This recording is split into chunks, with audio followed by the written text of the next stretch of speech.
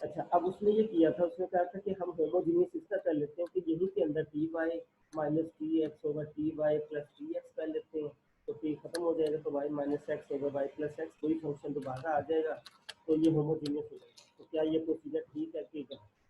तो ये वाला काम जो है ये गलत है, ठीक है, क्योंकि हम जब फंक्शन को सॉल्व करते हैं, तो जब यहाँ पे आप वाई की जगह टी वाई पुट करेंगे, तो इधर जो D Y over D X है, तो यहाँ पे भी आपको फिर वाई की जगह टी वाई और यहाँ पे टी एक्स पुट करना है। अब जब यहाँ पे टी वाई और टी एक्स आ जाएगा, तो फिर इसका डेरिवेटिव, तो फिर बाई पार्ट जब इसका देखिए यहाँ पे अगर डी इंटू टी वाई आ जाएगा, तो इसका डेरिवेटिव ये बन जाएगा T Y plus Y into D, तो ये सॉल्वेबल नहीं होगा, ठीक है। तो होमोजीनियस जब आप इसको प्रूव करेंगे, तो ऊपर वाले को फंक्शन f1 अलग ले लें या f ले लें, और नीचे वाले को अलग लेना है, उसके बाद आपने इसको होमोजीनियस प्रूव करें। ठीक हो गई बात? ये एक इसका पॉइंट आया। दूसरा एक और शॉर्ट तरीका भी होता है।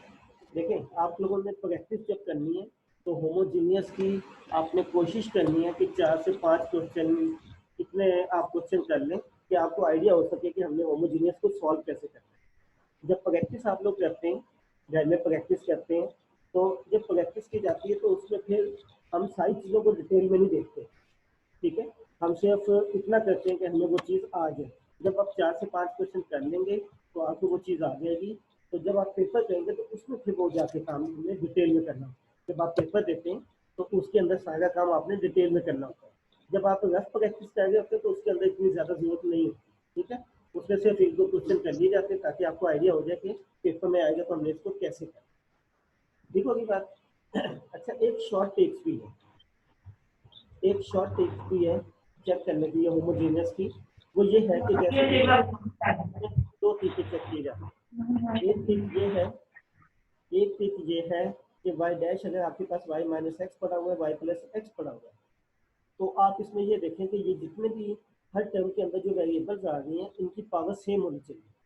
ये एक शॉर्ट टिप भी होती है। वैसे तो आप चेक करोगे कि इसको एफ लोगे, इसको जी लोगे, होमोजीनियस फंक्शन चेक करोगे। अदरवाइज एक और तरीका भी होता है डायरेक्ट चेक करने का भी। तो उसमें ये होता है कि आप देखें, ये पहली टर्म है वाई की, तो इसमें पावर क्या आ रही है? 1 आ रही है। फिर ये जो दूसरी टर्म है, ये एक्स, इसमें भी पावर क्या आ रही है? 1 आ रही है, ठीक है। तो इसमें भी पावर 1 हो गई, इसमें भी पावर 1 हो गई, नीचे देखें इसमें भी पावर 1 हो गई, इसमें भी पावर क्या हो गई? 1। तो जब ये सब वेरिएबल्स की पावर हर टर्म के अंदर सेम आ जाए, तो इसको हम कहते हैं homogeneous function, homogeneous differential equation. ये एक डायरेक्ट टेक्निक होती है चेक करने की कि ये होमोजीनियस है कि नहीं, मगर फिर हम उसको बाकायदा प्रूफ भी करते हैं। वो काम आपने करना ही करना, मगर ये शॉर्ट टिक है डायरेक्ट चेक करने के लिए। अगर फर्स्ट करें, ये इससे होता है Y square minus X over X square minus Y cube होता है। फर्स्ट करें Y dash is equal to Y square minus X over X square minus Y cube होता। तो यहाँ पे देखिए, इसकी पावर क्या 2, इसकी पावर क्या 1, तो ये दोनों ही सेम नहीं, ठीक है। तो ये होमोजीनियस फंक्शन नहीं है। यहाँ पे देखें एक्स स्क्वायर है, ये वाई क्यूब है, तो ये भी होमोजीनियस नहीं है, ठीक है। ये भी होमोजीनियस नहीं है, ये भी होमोजीनियस। तो इसमें अगर ये फर्स्ट करें, ये हो जाता, ये हो जाती है, तो ये ऊपर वाला होमोजीनियस था, क्योंकि इसकी पावर 2 है, इसकी भी पावर 2 है, होमोजीनियस है, और इसकी डिग्री कितनी है? 2 है। नीचे वाला जो है, इसमें देखें इसकी पावर 3 है, इसकी पावर 3 है, तो ये भी नीचे वाला फंक्शन भी क्या है? होमोजीनियस है, मगर इसकी डिग्री क्या है? 3। तो ये होमोजीनियस फंक्शन तो है, मगर होमोजीनियस डिफरेंशियल इक्वेशन नहीं, क्योंकि होमोजीनियस डिफरेंशियल इक्वेशन के लिए इनकी डिग्री का सेम होना लास्ट, ठीक है। एक तो हम ये तरीका भी इस्तेमाल करते हैं डायरेक्ट चेक करने के लिए कि ये होमोजीनियस है कि नहीं। अच्छा, दूसरा तरीका ये होता है कि हम क्वेश्चन देख लेते हैं कि अगर आपका सारा का सारा क्वेश्चन फर्स्ट करें इस तरह आ जाए, sine of X over Y और into X plus Y over X. First करें, ये क्वेश्चन है आपके पास, Y dash is equal to E की power Y over X into sine of X over Y और एक्स प्लस वाई ओवर। अब यहाँ पे हमारे लिए ये चेक करना ये वाला कि हर टर्म में इसकी पावर सेम होनी चाहिए, वो मुश्किल हो जाता है, क्योंकि यहाँ पे ये फंक्शन अलहदा होता है, यहाँ पे तो फंक्शन अलहदा ही नहीं कर सकते। तो मैंने एक दूसरा बताया था कि आपने ये चेक करना है कि आपकी जितनी भी टर्म्स हैं, वो सारी की सारी किस में है? वाई ओवर एक्स में। जितनी भी टर्म्स हैं वाई ओवर एक्स में आ जाए, और एक्स और वाई में अलग से कोई भी वेरिएबल ना पड़ा हुआ हो। अब यहाँ पे देखें, ई की पावर में वाई ओवर एक्स आ गया, ठीक हो गया, साइन के साथ एक्स ओवर वाई है, और एक्स ओवर वाई को आप क्या लिख सकते हैं? इसको 1 ओवर वाई ओवर एक्स लिख सकते हैं। एक्स ओवर वाई को क्या लिख सकते हैं? 1 ओवर वाई ओवर एक्स। तो ये भी वाई ओवर एक्स में चला गया। अब यहाँ पे देखें, X plus Y over X पड़ा हुआ है, तो हम क्या कहेंगे? इस एक्स को इसके साथ भी लगा दें, इसको इसके साथ भी लगा दें, तो ये बन जाएगा 1 प्लस वाई, तो यहाँ पे तो वेरिएबल आ ही नहीं रहा, तो यहाँ पे जो वेरिएबल आ गया वो किस शक्ल में आ गया, वाई। तो एक हम ये भी चीज चेक कर लेते हैं कि सारे क्वेश्चन जिसमें है वो किसमें आ जाए, वाई ओवर एक्स में आ जाए। तो ये भी एक टेक्निक होती है होमोजीनियस को चेक करने की। ठीक हो गया जी। यहाँ तक कोई इशू अगर किसी का है तो डिस्कस कर लें, फिर मैं अगला लेक्चर स्टार्ट। अच्छा ठीक है, यहाँ तक सब लोगों को एनी प्रॉब्लम? No sir. चलो चलो ठीक है। अच्छा आज का जो टॉपिक है वो है नॉन होमोजीनियस डिफरेंशियल। आज का जो टॉपिक है वो है नॉन होमोजीनियस डिफरेंशियल। अब नॉन होमोजीनियस देखें सेपरेशन में, जब हमने सेपरेशन की y dash equal to Y plus one over X minus one आ गया, ठीक है। तो इसमें तो हमें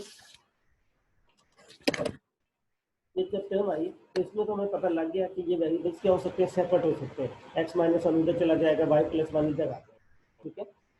तो या फिर ये इस तरह हो जाए Y into X plus X Y आ जाए, तो आप देख रहे हैं वाई कॉमन आ जाएगा तो वन प्लस एक्स बन जाएगा। तो जब सेपरेशन लगाते हैं इसमें वेरिएबल्स खुद ब खुद सेपरेट होते हैं या हो जाते हैं, तो वो हमारे लिए इतना मुश्किल नहीं होता। ये हमारे पास सेपरेशन का हो गया। अगर हमारे पास होमोजीनियस हो तो होमोजीनियस ऐसी होती है कि जिसमें से हम कॉमन नहीं ले सकते या वेरिएबल्स को सेपरेट नहीं कर सकते। अब वो इस शक्ल में होते हैं कि एक्स प्लस वाई आ जाए, तो आप यहाँ से देखिए आप वाई को सेपरेट नहीं कर सकते, ना एक्स को सेपरेट कर सकते। तो ऐसी इक्वेशन के हम होमोजीनियस है, ठीक है। अब तीसरा केस ये कि हम इसमें होमोजीनियस भी ना कर सकते। जैसे देखें X plus Y plus two कर दूँ, यहाँ पे प्लस सेवन कर देता हूँ मैं।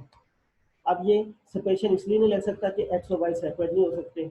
होमोजीनियस इसलिए नहीं लग सकता कि अब बगैर जो टेक्निक अभी बताई थी, इसमें पावर क्या आ रही है वन, इसमें पावर क्या आ रही है वन, मगर इसमें पावर वेरिएबल की क्या आ रही है, जीरो आ रही है। तो ये होमोजीनियस नहीं है, ऊपर वाला फंक्शन जो है वो होमोजीनियस नहीं है, क्योंकि इसमें तो पावर वन हो गई, इसमें भी पावर वन होगी, तो इसमें भी पावर वन होनी चाहिए, तो वो नहीं है, इसलिए ये होमोजीनियस नहीं है। इसका फिर एक स्पेशल केस होता है, हम स्पेशल केस ही पढ़ेंगे। नॉन होमोजीनियस वैसे तो काफी डिटेल में होता है, मगर हम एक स्पेशल केस पढ़ेंगे जिसके लिए मैं पुराना रेफरेंस दे रहा हूँ, एफएससी वाला, स्ट्रेट लाइन की equation, equation of straight line. ये आपको पता है कि क्या होती है स्ट्रेट लाइन की इक्वेशन? स्ट्रेट लाइन की कितनी शेप्स की होती है, कोई आइडिया है किसी को? स्ट्रेट लाइन कितने तरीकों से ड्रा की जा सकती है? तीन तरीकों से। एक आपके पास ये वाली हॉरिजॉन्टल, एक आपके पास वर्टिकल, और एक आपके पास इस तरीके से टेढ़ी लाइन। ये जो दोनों है इसको हम कहते हैं इंक्लाइंड लाइन, और ये वाली जो है ये कहलाती है वर्टिकल लाइन, और ये वाली जो है ये कहलाती है हॉरिजॉन्टल लाइन। तो लाइन की तीन किस्म की शेप्स होती हैं, हॉरिजॉन्टल, वर्टिकल और इंक्लाइन, ठीक है। इंक्लाइन जो लाइन होती है उसकी पहचान ये होती है, स्ट्रेट लाइन्स की बात कर रहा हूँ, कर्व की बात नहीं कर रहा। तो इसके अंदर इसकी पहचान ये होती है, जैसे 2x minus three Y plus five equal to zero, कोई भी इक्वेशन है, तो इसमें दो चीज़ें देखनी है कि ये स्ट्रेट लाइन की इक्वेशन है कि नहीं। इसमें एक तो ये देखना है कि जो वेरिएबल्स हैं, ठीक है, उनकी पावर वन होती है। इसकी पावर क्या होती है, वन होती है। वेरिएबल्स एक्स की पावर भी वन होगी, वाई की पावर भी वन हो जाएगी। अगर इनकी पावर वन से ज़्यादा हो जाए, एक्स स्क्वायर आ जाए, या दोनों एक्स स्क्वायर वाई स्क्वायर आ जाए, या खाली वाई स्क्वायर आ जाए, ये एक्स आ जाए, तो वो स्ट्रेट लाइन नहीं होती, वो आपके पास फिर कर्व में चली जाती है, इसका कि कोई कर्व बन जाए। तो स्ट्रेट लाइन हमेशा उस वक्त होती है जब वेरिएबल्स की पावर क्या हो, वन। ठीक हो गई पहली बात। दूसरा ये है कि अगर एक्स और वाई, एक्स और वेरिएबल जो दोनों वेरिएबल्स हैं वो अगर प्रेजेंट हो, एक्स और वाई दोनों अगर वेरिएबल प्रेजेंट हो, तो ये इंक्लाइंड लाइन होती है। ये कौन सी लाइन होती है, इंक्लाइंड लाइन होती है, जिसके अंदर एक्स भी आता हो, वाई भी आता हो। अभी जेड वाली बात नहीं कर रहा, ये टू डायमेंशन है। टू डायमेंशन का मतलब ये होता है एक एक्स एक्सिस है एक वाई एक्सिस है, इसके अंदर है ये लाइन, ठीक है। एक एक्स एक्सिस एक वाई एक्सिस, तो उसके अंदर ये स्ट्रेट लाइन है, इधर भी हो सकती है, इधर भी हो सकती है, इधर भी हो सकती है, कहीं पर भी हो सकती है, ठीक है। अच्छा एक्स और वाई दोनों होंगे तो ये इंक्लाइन लाइन को शो करेगा। जैसे आप देख लें कि जैसे 2x minus three Y plus five equal to zero, ये इंक्लाइन लाइन है, कैसे पता लगा कि एक्स और वाई दोनों आ गए और इसकी पावर क्या आ रही है, 1 आ रही है। अगर मैं ये खाली ये ले लूँ 2x minus 3y equal to 0, तो ये भी इंक्लाइन लाइन है क्योंकि इसमें एक्स और वाई आ गए, कॉन्स्टेंट नहीं आ गए, बेशक ना आए। हमने तो ये चीज़ देखनी है कि एक्स और वाई दोनों आने चाहिए और वेरिएबल की पावर क्या होनी चाहिए, 1।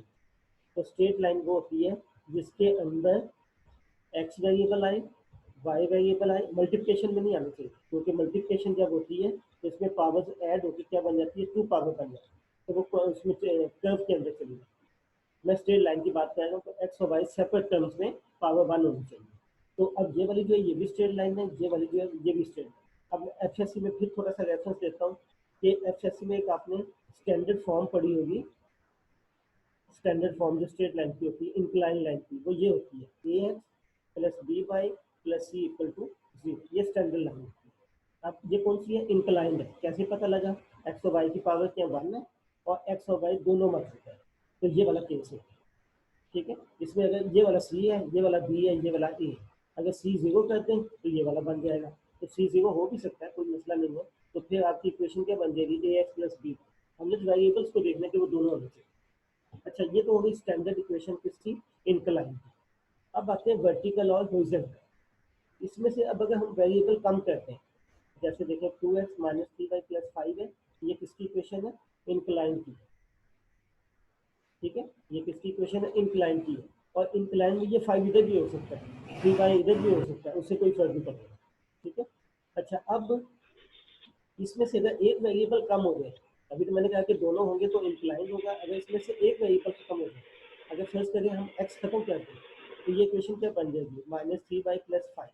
तो एक ऐसी इक्वेशन जिसमें सिर्फ y आता हो, ऐसी इक्वेशन जिसमें सिर्फ y आता हो, तो ये हॉरिजॉन्टल व्यू। ठीक है, अब मैं डिटेल में नहीं जाऊंगा क्योंकि ये एफएससी की चीज़ें हैं, सिर्फ सिंपल सिंपल बता रहे हैं। अगर इसमें से y को खत्म कर दें तो 2x प्लस 5 बनता है, तो ये वर्टिकल की इक्वेशन। तो वर्टिकल की पहचान किया कि उसमें वर्टिकल वाई से बनता है ना, तो आप समझ लें कि वाई ना हो तो ये वर्टिकल बन जाएगा। ठीक है, अपोजिट है, एक्स होगा तो वर्टिकल, वाई होगा तो हॉरिजॉन्टल, और दोनों होंगे तो इंक्लाइन। और इसकी शेप भी 3 ही होती है, एक ये शेप होती है और एक वर्टिकल होती है और एक हॉरिजॉन्टल होती है, 3 शेप।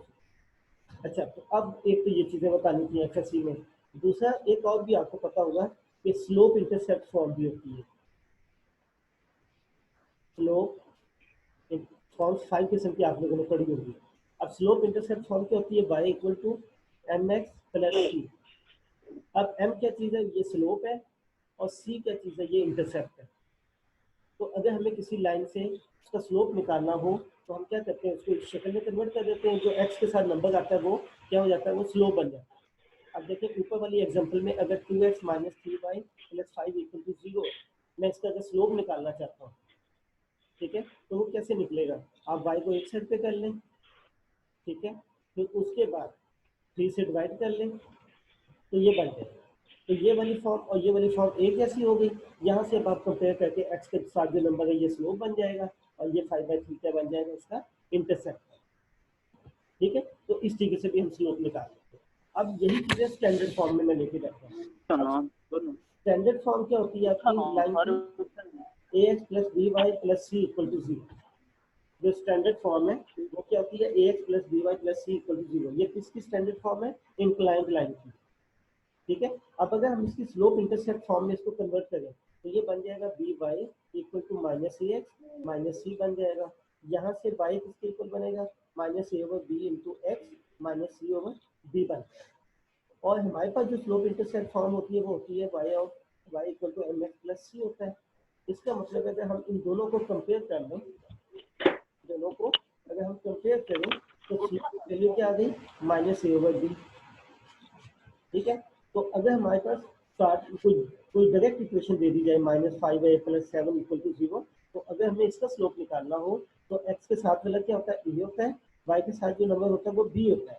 तो हम ये फार्मूला भी डायरेक्ट लगा देते हैं, बजाय इसके कि हम इसको स्लोप इंटरसेप्ट फॉर्म में कन्वर्ट करें, तो हम स्टार्ट में जो इक्वेशन दी उससे डायरेक्ट भी निकाल सकते हैं। जो x का कोएफिशिएंट है वो a है, y का जो कोएफिशिएंट है वो b है। तो स्लोप का भी हमने फार्मूला बनाया, वो क्या बनेगा, minus A over B. A x का कोएफिशिएंट है, बी वाई का कोएफिशिएंट। तो इस इक्वेशन में आपका स्लोप क्या बन जाता है, माइनस ए। फार्मूला क्या है, माइनस ए।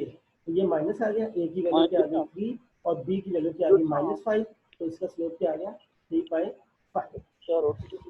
ठीक है। अच्छा अच्छा बेटा, वो बाकी लोग जो काम कर रहे हैं वो अगर कोई इशू आता है तो आप माइक ऑफ करके बात करिए, ठीक है। अच्छा जी, यहाँ तक कोई प्रॉब्लम नहीं, एनी प्रॉब्लम यहाँ तक किसी किस्म का? अभी मैं एफएससी में नो सर। यहाँ तक ठीक है सर वो एडमिट कर लें। बेटा? किया हुआ है सबको, मैं देख रहा हूँ साथ साथ। Okay sir. अच्छा, अब आपको ये बेसिक चीजें जो नॉन होमोजीनियस इक्वेशन में यूज होंगी इसलिए मैं पहले बताया, जिसका मैंने होमोजीनियस डिफरेंशियल इक्वेशन से पहले आपको होमोजीनियस का बताया, तो इसी तरीके से नॉन होमोजीनियस से पहले ही मैं ये चीजें बताया। अच्छा, अब ये स्ट्रेट लाइन की मैंने बताया कि 3 फॉर्म्स होती हैं, एक हॉरिजॉन्टल, एक वर्टिकल, एक इंक्लाइन। इंक्लाइन की पहचान ये होती है कि जिसमें एक्स और वाई दोनों आते हैं, वर्टिकल वो होता है जिसमें एक्स आता है, हॉरिजॉन्टल वो होता है जिसमें वाई आता है। फिर अब मैं ये बता रहा हूँ कि अगर आपके पास स्टैंडर्ड इक्वेशन पढ़ी हुई है कोई भी, तो उसका स्लोप का फार्मूला क्या होता है? -a/b होता है। तो अगर आपके पास कोई भी इक्वेशन दी हुई है 3x - 5y + 7 = 0, तो बजाय इसके कि हम इसको स्लोप इंटरसेप्ट फॉर्म में कन्वर्ट करें, हम डायरेक्ट m निकाल लेते हैं, स्लोप निकाल लेते हैं। डायरेक्ट कैसे निकालते हैं? x के साथ जो वो a होता है, y के साथ जो होता है वो b होता है, और y के साथ जो भी होगा वो माइनस शामिल होता है। ठीक है। तो अब इसका जब स्लोप निकालना था इसका, तो हमने क्या किया? m = -a था, तो माइनस फार्मूले का a की जगह क्या आ गया 3 और b की जगह क्या आ गया -5, तो इसका स्लोप निकला। ठीक है, ये एफएससी का। अच्छा, अब एफएससी में आपको एक चीज ये भी पता है कि पैरेलल लाइंस अगर पैरेलल लाइंस हो, अब 2 लाइनों की बात कर रहा हूँ, ये सिंगल लाइन की, अब डबल लाइन की बात है। पैरेलल लाइंस अगर हो तो 2 पैरेलल लाइंस हो तो पहले का स्लोप दूसरे के स्लोप के इक्वल होता है। ठीक है। और जो परपेंडिकुलर लाइंस होती हैं, उसमें स्लोप क्या होता है? m1 × m2 किसके इक्वल होता है? -1 के इक्वल होता है। यानी कि हम ये भी कह सकते हैं कि m2 जो होता है वो क्या होगा? -1/m1 के। यानी कि अगर पहली लाइन का स्लोप हमें पता हो तो हम दूसरी लाइन का स्लोप निकाल सकते हैं इस फार्मूले के तहत। फर्स्ट करके देखें, अगर आपको कहता है कि एक फर्स्ट लाइन है उसका स्लोप जो है वो 5 है, तो आपको कहता है कि सेकंड लाइन का स्लोप निकालें, तो m2 का फार्मूला क्या है? परपेंडिकुलर लाइंस के लिए -1/m1। ये परपेंडिकुलर लाइंस के लिए स्लोप निकालने का तरीका है। पैरेलल लाइंस में तो वही बन जाएगा। अगर पैरेलल लाइंस है तो एक लाइन का स्लोप दिया तो दूसरी लाइन का स्लोप भी क्या हो जाएगा? 5 ही होगा, क्योंकि उसमें क्या होता है? सेम होता है। अगर परपेंडिकुलर हो तो फिर दूसरी लाइन का स्लोप कैसे निकाला जाता है? -1/m1 करके। तो अगर पहली लाइन का स्लोप m5 है तो दूसरी लाइन का क्या हो जाएगा? -1/5। ये ठीक है। तो ये हम दूसरी लाइन का स्लोप भी इजीली निकाल सकते हैं। तो ये चीज़ें आपकी आगे इस्तेमाल होनी है, तो इसलिए मैं यहाँ पे करता हूँ। अब मैं फार्मूला बनाता हूँ परपेंडिकुलर लाइंस के लिए। परपेंडिकुलर लाइंस के लिए अब देखिए, फर्स्ट है हमारे पास जो पहली लाइन है वो है a1x + b1y + c1 = 0, जो मैंने अभी बताया था कि ये आपके पास क्या होती है? स्टैंडर्ड इक्वेशन है, x + by + c = 0। इंक्लाइन पढ़ते हैं क्योंकि इसमें x और y दोनों आते हैं। ठीक है। तो ये हमारे पास क्या होगी? Standard form.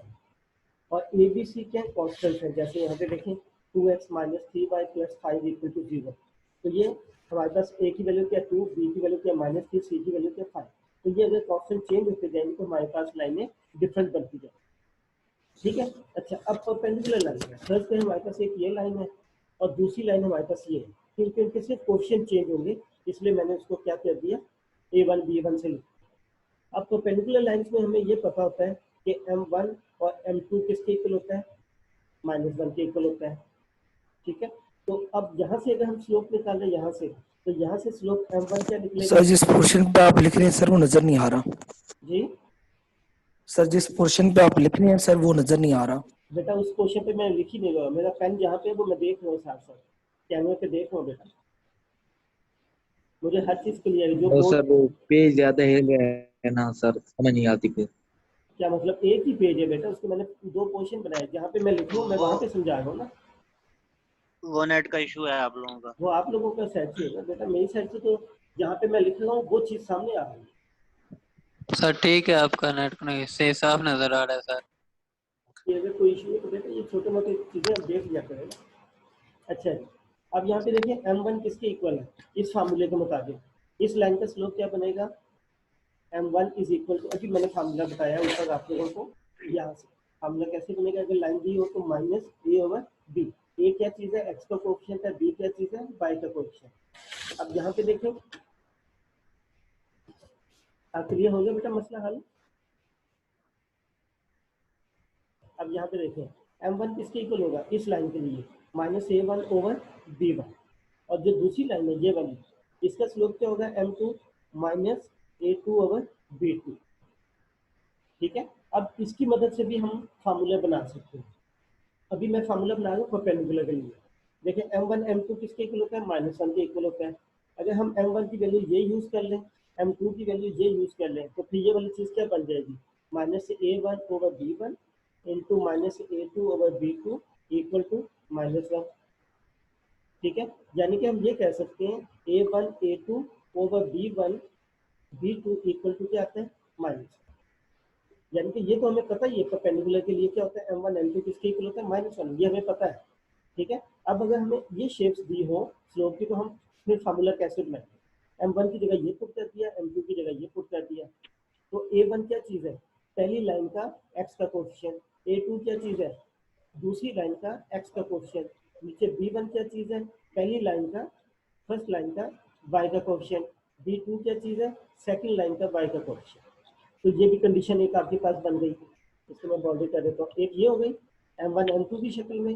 अगर a1 a2 की शक्ल में हो तो वो ये बन जाती है। तो आपने कैसे करना है, चेक करना है परपेंडिकुलर के लिए कि जो x के कोएफिशिएंट है, जो x का कोएफिशिएंट होगा पहली लाइन का दूसरी का, उन दोनों को मल्टीप्लाई करना है। नीचे आपने क्या कर देना है, y के कोएफिशिएंट को मल्टीप्लाई करना है। तो डिवाइड करने के बाद आंसर क्या आना चाहिए, -1। एक ये भी चेक किया जा सकता है, इसका भी चेक कर सकते हैं, इसका भी चेक कर सकते हैं, इसका भी कर सकते हैं। अच्छा, इसी को अगर मैं इसका भी लिखना चाहूँ, मुख्तलिफ बुक्स में मुख्तलिफ लिखा हुआ है, तो मैं वो सारी चीज़ें बता दूँ।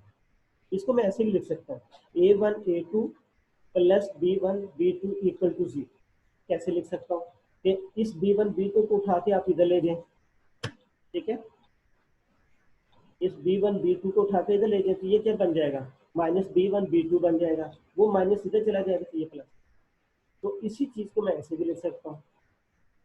ठीक हो गया, तो ये मुख्तलिफ किस्म की टेक्निक्स है जिससे हम इसको लिख सकते हैं। अच्छा, अब आगे थोड़ा सा और आगे लेके चलता हूँ। ये सारा एफएससी वाला समझा, अभी आपने नॉन होमोजीनियस से भी स्टार्ट नहीं होगा, उसमें ये चीज़ें इस्तेमाल होंगी, तो इसलिए बता। अच्छा, अब देखें हमारे पास दो लाइनें थी, फिर दोबारा वही कर देता हूँ।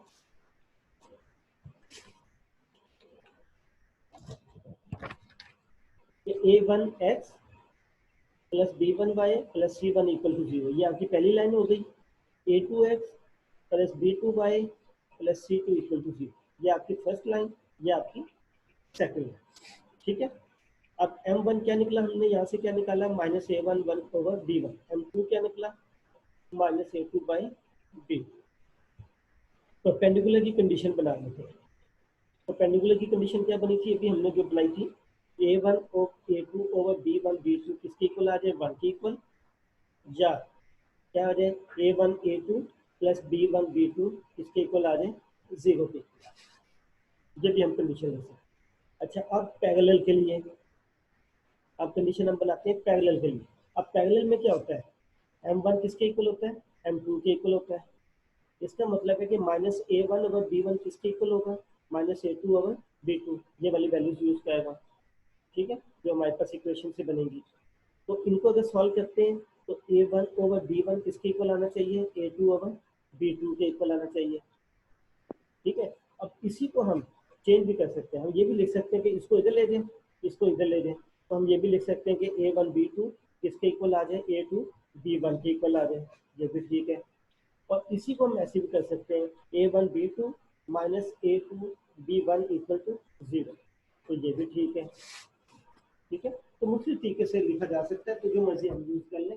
तो ये भी यूज़ कर सकते हैं, ये भी यूज़ कर सकते हैं, ये भी यूज़ कर सकते हैं, ये भी, कोई भी यूज़ की जाए। तो ये हमारे पास थी सारी जो कंडीशन थी, ये हमने वहाँ से पढ़ी एफएससी वाली सारी रिवाइज की। इंक्लाइन लाइन का हमने स्लोप कैसे निकालना होता है, पैरेलल की क्या कंडीशन होती है, परपेंडिकुलर की क्या होती है। अच्छा, अब जरा देखिएगा, अब नॉन होमोजीनियस के लिए, नॉन होमोजीनियस डिफरेंशियल इक्वेशन। अब सपोज करते हैं, suppose we have differential equation. अब हमारे पास डिफरेंशियल इक्वेशन किस तरह की है, आपको पता ही है इस तरह की होती है dy over dx, ठीक है, ऊपर f of x y होता है, होमोजीनियस में भी बताया था, नीचे क्या होता है g of x y होता है। जैसे मैंने देखे जो उसमें समझाया था होमोजीनियस में y डैश इक्वल टू क्या था y minus X over y plus x था, तो ये ऊपर वाला f ऑफ एक्स वाई है, नीचे वाला g ऑफ एक्स वाई। तो स्टैंडर्ड फॉर्म में हम इसका लिख सकते हैं, या हम ये भी लिख सकते हैं ये डेरिवेटिव फॉर्म। तो जो इसकी डिफरेंशियल फॉर्म होती है वो ये होती है f of x Y D X plus g of x Y D Y equal to 0। ये मैंने यहाँ से नहीं बनाई, ये मैंने वैसे स्टैंडर्ड लिखी, ठीक है, यानी कि ये इधर चला जाएगा, ये इधर चला जाएगा, दोनों को एक साइड पे ले देंगे तो यही प्लस माइनस आएगा, उसको हम कंसिडर नहीं करते। तो ये डेरिवेटिव फॉर्म है, ये इसकी डिफरेंशियल फॉर्म, ये डेरिवेटिव फॉर्म है और ये इसकी डिफरेंशियल फॉर्म। अब जब हमने होमोजीनियस किया था तो ये एफ ऑफ एक्स वाई क्या था, होमोजीनियस था, जी ऑफ एक्स क्या था, होमोजीनियस था, और दोनों की डिग्री क्या थी, सेम थी, ठीक है। अब दिस इज नॉन होमोजीनियस, ठीक है, if f of x y and g of x y are not homogeneous, यानी ये जो फंक्शन है ये वाले y over x y plus x ये होमोजीनियस थे पहले, अब ये दोनों क्या होंगे, होमोजीनियस नहीं होंगे। तो जब होमोजीनियस नहीं होंगे तो ये क्या होंगे, नॉन होमोजीनियस। अब नॉन होमोजीनियस होंगे तो वो किस तरह के होंगे, वो जरा शक्ल उसमें। अब हम एक स्पेशल केस पढ़ेंगे, नॉन होमोजीनियस में कई किस्में होती हैं, तो हम जो पढ़ेंगे नॉन होमोजीनियस में हम वो पढ़ेंगे जिसके अंदर स्ट्रेट लाइन इस्तेमाल हो, ठीक है। एग्जांपल जरा देखिएगा, एग्जांपल देखें, फर्स्ट करें dy over dx है आपके पास, ठीक है, और यहाँ पे इक्वेशन में ले लेता हूँ 2x minus 3y plus 5 divided by x minus 7y plus, ये मेरी इक्वेशन। ये अब आपका क्या है, f ऑफ एक्स वाई, ये आपका क्या है, g ऑफ एक्स। अब ये होमोजीनियस नहीं है, डायरेक्ट चेक कर लें बेशक, यहाँ पे x की पावर क्या है 1, y की पावर क्या है 1, मगर यहाँ पे x की पावर क्या है 0 या y की पावर क्या है 0, तो ये होमोजीनियस नहीं, ठीक है। अब ये क्या बन गई, होमोजीनियस ना हो तो क्या होती है, अभी बताया था कि अगर ये होमोजीनियस ना हो तो ये क्या होती है, f of x Y G of x Y क्या होंगे, नॉन होमोजीनियस हो। तो इसका मतलब है कि ये नॉन होमोजीनियस है, ये भी नॉन होमोजीनियस है, तो ये इक्वेशन क्या बन गई, नॉन होमोजीनियस का। अब नॉन होमोजीनियस में अगर आप इसकी फॉर्म को देखें तो ये स्ट्रेट लाइन की इक्वेशन, इंक्लाइंड लाइन की इक्वेशन अभी जो मैंने बताई। नीचे अगर आप देखें तो ये भी क्या है, इंक्लाइंड लाइन, वो इंक्लाइंड लाइन की इक्वेशन। तो अब हमारा जो केस है कि एफ ऑफ एक्स वाई और g of x y, f of x y और जी ऑफ एक्स वाई वो क्या है, are equation of straight line. ये होमोजीनियस तो नहीं है, ये भी होमोजीनियस नहीं है, ठीक है। तो अब होमोजीनियस नहीं है तो फिर हमने इसकी शक्ल देखनी कि ये किस तरह की है। अब ये क्या है, ये स्ट्रेट लाइन की क्वेश्चन है, कैसे पता लगा, एक्स और वाई की पावर क्या है 1 और ये दोनों मौजूद है। ये क्या है, ये स्ट्रेट लाइन की क्वेश्चन है, कैसे पता लगा कि एक्स और वाई भी मौजूद है और दोनों की पावर क्या है 1, ठीक है। तो ये भी स्ट्रेट लाइन होगी, ये भी स्ट्रेट लाइन होगी। जब दो स्ट्रेट लाइनें हो जाती हैं तो ये अब इक्वेशन टोटल क्या बन गई, टोटल इक्वेशन क्या होगी, नॉन होमोजीनियस, क्योंकि ये भी होमोजीनियस नहीं है, ये भी होमोजीनियस नहीं। अब ये नॉन होमोजीनियस बन गई। अब नॉन होमोजीनियस में हमने ये देखा कि ये ऊपर वाला फंक्शन और नीचे वाला फंक्शन दोनों क्या स्ट्रेट लाइंस की इक्वेशन। तो अब कितनी लाइनें हो गई, दो आ गई, एक ये वाली लाइन आ गई और एक ये वाली लाइन आ गई। अब इसका भी स्लोप होगा, इसका भी स्लोप होगा। अब जब स्लोप आ जाएंगे दो लाइनों के तो फिर हम देखेंगे कि वो स्लोप पैरेलल है कि नहीं है। ये जो अभी हमने चीजें पढ़ी है ये सारी पैरेलल और नॉन पैरेलल या परपेंडिकुलर, तो ये अब हम चीजें देखेंगे कि अब लाइनें कितनी आ गई, दो आ गई। अब हम चेक करेंगे कि क्या ये पैरेलल है या नहीं, ठीक है। अच्छा, अब पहली वाली लाइन, लाइन 1 जो है उसका स्लोप क्या बनता है, m1, इसका स्लोप क्या बनता है, अभी फार्मूला बनाया था, ये a ये b है, तो minus a divided by b, तो इसका स्लोप क्या बन गया 2/3। नीचे वाली लाइन दूसरी लाइन है, इसका स्लोप m2, वो क्या बना, x का क्वेश्चन 1 है तो -1, माइनस फार्मूलेट है, माइनस a ओवर b होता है, तो माइनस इसका क्वेश्चन डिवाइडेड बाई b क्या -7, तो ये क्या आ गया 1/7। अब ये पहली लाइन का स्लोप क्या निकला 2/3, दूसरी लाइन का स्लोप क्या निकला 1/7, तो ये दोनों सेम तो नहीं है, ठीक है। तो जब ये सेम नहीं है तो ये पैरेलल तो नहीं हुए, ठीक है, ये पैरेलल नहीं होंगे। तो अब यहाँ पे हम वैसे तो 3 केस बनते हैं, पैरेलल, नॉन पैरेलल और एक इंटरसेक्टिंग भी बनता है, मगर मैं फिलहाल इतनी डिटेल में नहीं जाऊँगा। मैं यहाँ पे 2 केस बना रहा हूँ, एक केस बना रहा हूँ पैरेलल का और एक बना रहा हूँ नॉन पैरेलल का, या पैरेलल होगी या नॉन पैरेलल। नॉन पैरेलल में आपकी परपेंडिकुलर भी आ जाए, जैसे हमने परपेंडिकुलर और दूसरा क्या पढ़ा था, परपेंडिकुलर पढ़ा था। तो परपेंडिकुलर का मतलब है कि वो पैरेलल नहीं, ठीक है। तो 2 केस बना लेते हैं, एक पैरेलल का एक नॉन पैरेलल का। दोबारा देखिए, आई रिपीट, ये डिफरेंशियल इक्वेशन है, किसी भी शक्ल में हो सकती है। ये पहला फंक्शन है, ये दूसरा फंक्शन है, ये होमोजीनियस नहीं है। और इसको मैंने डायरेक्ट पहचान ये बताई थी कि हर टर्म के अंदर वेरिएबल की पावर सेम आनी चाहिए, या पावर 1 है, यहाँ पे 1 है, यहाँ पे 0 है, तो ये होमोजीनियस नहीं है। अब ये इक्वेशन क्या बन गई, नॉन होमोजीनियस। जब नॉन होमोजीनियस बन गई तो फिर हम देखेंगे कि क्या ये स्ट्रेट लाइन तो नहीं बनती। तो जब हमने देखा तो ये स्ट्रेट लाइन है, ये भी स्ट्रेट लाइन है। जब स्ट्रेट लाइन है तो फिर हमने इनके स्लोप्स निकाल लिए, पहले का भी स्लोप निकाल लिया, दूसरी का भी स्लोप निकाल लिया। जब स्लोप निकाला तो अब हमें 2 चीज़ें पता लगेंगी, या तो ये दोनों का स्लोप क्या होगा, सेम होगा, पैरेलल हो जाएंगी, या दोनों का स्लोप सेम नहीं है, ठीक है। इस वक्त ये दोनों सेम नहीं आ रहे, तो ये कौन सी इक्वेशन है, नॉन पैरेलल वाला। अब मैं पैरेलल की एक एग्जांपल देता हूँ, y dash is equal to, अगर सपोज करें अभी ये मेरे में क्लास खत्म हो जाएगी, टाइम पूरा हो चुका है, तो अब अगली क्लास में आप लोग आ जाइएगा, ठीक है। तो ये मैं इसको अभी क्लोज करता हूँ, उसमें पैरेलल समझाते हैं। जैसे फर्स्ट पे जल्दी से करवा लेता हूँ, फर्स्ट है एक ये, और नीचे वाली इक्वेशन जो है वो ये है। अब यहाँ पे देखिए पहली लाइन का स्लोप क्या निकलता है, m1 -2 बाई -3 इक्वल टू 2/3। नीचे वाली लाइन का स्लोप अगर हम निकालें तो वो भी यही बनता है, ठीक है। तो ये दोनों क्या हो गए, पैरेलल लाइंस हो गई। तो ये हमारा इस केस की एग्जांपल आ गई।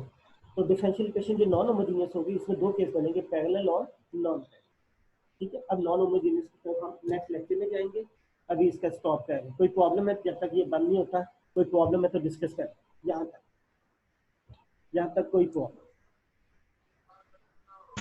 No sir. ठीक है। चलो नो ठीक सर, है। क्लियर हो गया।